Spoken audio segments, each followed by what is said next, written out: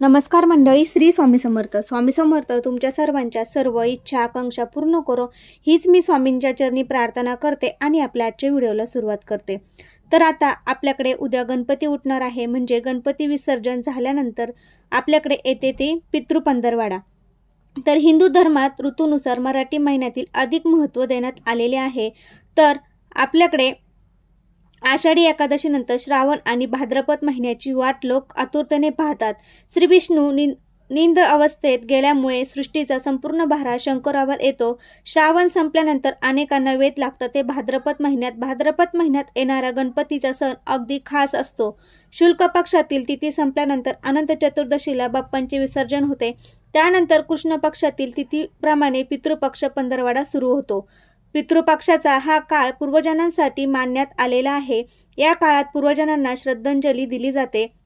श्राद्ध किंवा तर्पण म्हणून ओळखल्या जाणाऱ्या या काळात मृत्यू स्वर्गामुळे पितृपक्ष अशुभ मानण्यात आला आहे. यंदा पितृपक्षाचा पंधरवडा सुरू होणार आहे. तर कधीपासून होणार आहे, तर्पण करण्याची योग्य तिथी कोणती, त्याचप्रमाणे आपल्याला पौर्णिमेपासून पितृपक्ष संपेपर्यंत गुळ आणि तुपाचा उपाय नक्की करायचा आहे. सर्व दारिद्र्य दोष नाहीसे होतील, 7 पिढ्यांचे दारिद्र्य नष्ट होईल. त्यासाठी आपल्याला हा उपाय करायचा आहे. तर हा उपाय कसा करायचा आहे, कधी करायचा आहे, याबद्दलची संपूर्ण माहिती मी तुम्हाला देणार आहे. त्यासाठी व्हिडिओ अजिबात स्किप न करता शेवटपर्यंत नक्की बघा. हिंदू पंचांगानुसार अनंत चतुर्दशी संपल्यानंतर पितृपक्षाला सुरुवात होते, परंतु यंदा या भाद्रपद पौर्णिमेपासून पितृपक्ष सुरू होईल. 18 सप्टेंबर पासून पितृपक्षाला सुरुवात होणार आहे. या काळात पिंडदान, ब्राह्मण भोजन, तर्पण, दान धर्म या विधींना सुरुवात होईल. पितृपक्षाचा पंधरवडा हा 18 सप्टेंबर पासून ते 2 ऑक्टोबर पर्यंत असणार आहे. पितृपक्ष सर्व देवी देवतांची पूजा केली जाते, तसेच पितरांची पूजाही केली जाते. पितरांची पूजा करण्याची योग्य वेळ ही सकाळी 11:30 पासून ते दुपारी 12:30 पर्यंत उत्तम काळ मानण्यात आलेला आहे. हिंदू पंचांगानुसार अभिजित मुहूर्त पाहून श्राद्ध केले जाते. या काळात मनोभावे पितरांचे तर्पण करायला हवे, तसे ब्राह्मणाला अन्नदान करून दक्षिणा द्यावी, यासाठी देखील विशेष महत्त्व दिलेले आहे. मंगळवार 17 सप्टेंबर पौर्णिमा श्राद्ध आहे. 18 सप्टेंबर बुधवार प्रतिपदा श्राद्ध तिथी आहे. पितृपक्षाला सुरुवात होते.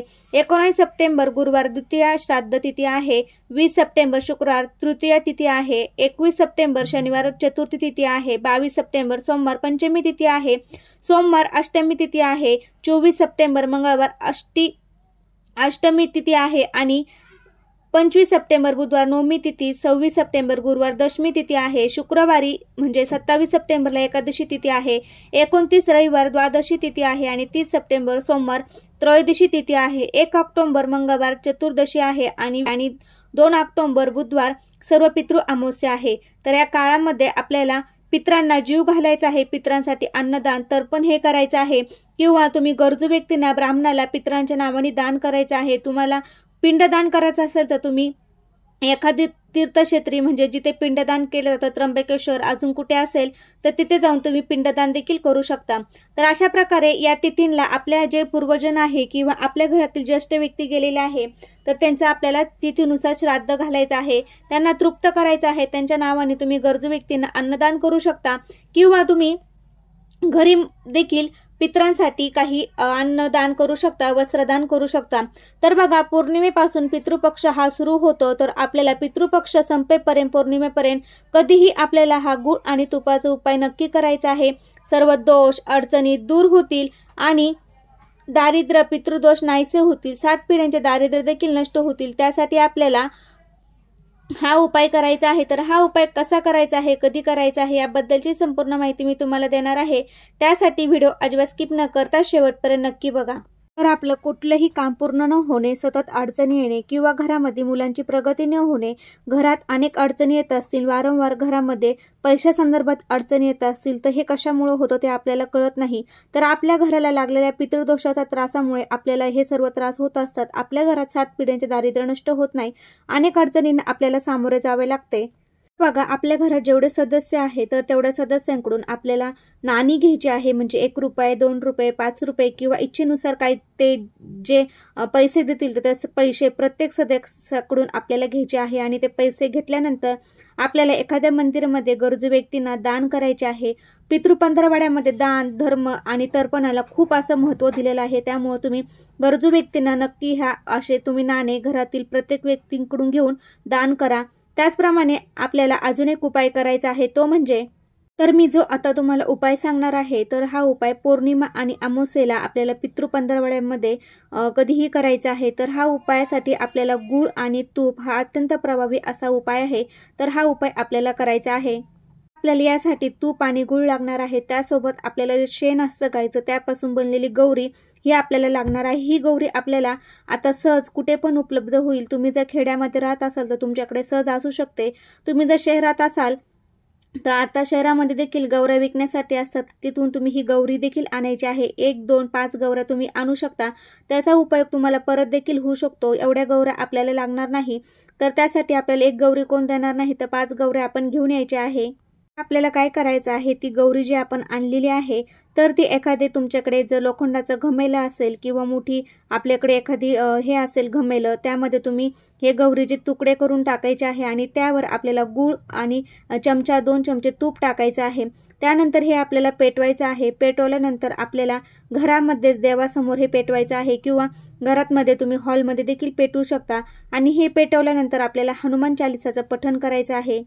हे पेटवल्यानंतर आपण जेव्हा हनुमान चालिसा वाचणार आहोत, हे वाचल्यानंतर तुमच्या किती मोठं संकट असेल, म्हणजे संकट असेल, किती मोठे संकट असेल किंवा पितृदोष असेल, खूप ककर पितृदोष असेल तर हनुमान चालिसाचं पठण केल्यामुळे आपले संकट, पितृदोष हे नष्ट होतात. त्यामुळे हे पेटवल्यानंतर तुम्ही 1 वेळेस किंवा 11 वेळेस हनुमान चालिसाचं पठण करायचं आहे. जर तुम्हाला म्हणता येत नसेल, वाचता येत नसेल तर तुम्ही काय करायचं आहे, मोबाईलवर तुम्ही हनुमान चालिसाचं लावून द्यायचं आहे आणि ते ऐकायचं आहे आणि हात जोडून बसायचं आहे. अशा प्रकारे देखील तुम्ही हनुमान चालिसा तुम्ही ऐकू शकता. तुम्हाला वाचता येत नसेल, हनुमान चालिसाचं पठण आपल्याला हा उपाय करताना आवर्जून करायचा आहे. हे उपाय करताना हनुमान चालिसा तुम्ही यूट्यूबवर लावून देऊन ऐकू देखील शकता, तुम्हाला वाचता येत नसेल. पितृपक्षामध्ये आपल्याला कांदा लसूण हे वर्ज्य करायचं आहे. आपल्याला पितृपक्षामध्ये घरामध्ये कांदा लसूण अजिबात खायचा नाही. त्याचप्रमाणे आपल्याला मांसाहार, चिकन, मटण, अंडी हे देखील घरामध्ये खायचं नाही. तर असा हा उपाय तुम्ही पितृपक्षामध्ये आपण पौर्णिमेपासून ते पितृ पंधरवडा अमावस्या म्हणजे सर्व पितृ अमावस्यापर्यंत करायचा आहे. असा हा उपाय तुम्ही पौर्णिमेपासून पितृपक्ष संपेपर्यंत नक्की करा. तुमच्या घरातील सर्व दारिद्र्य, पितृदोष नाहीसे होतील. 7 पिढ्यांचे दारिद्र्य हे नष्ट होईल. तर आपल्याला पितृ पंधरवड्यामध्ये कोणत्या भाज्या वर्ज्य करायचा आहे याचा व्हिडिओ देखील मी आपल्या चॅनलवर अपलोड केलेला आहे. तो जर तुम्ही अजून बघितला नसेल तर नक्की बघा. तर नक्की पौर्णिमेपासून पितृपक्ष संपेपर्यंत तुम्ही हा उपाय नक्की करा. कसा वाटला व्हिडिओ ते कमेंटद्वारे नक्की सांगा. तुम्हाला जर व्हिडिओ आवडला असेल तर तुमच्या मित्रपरिवारामध्ये शेअर करायला विसरू नका. श्री स्वामी समर्थ. धन्यवाद.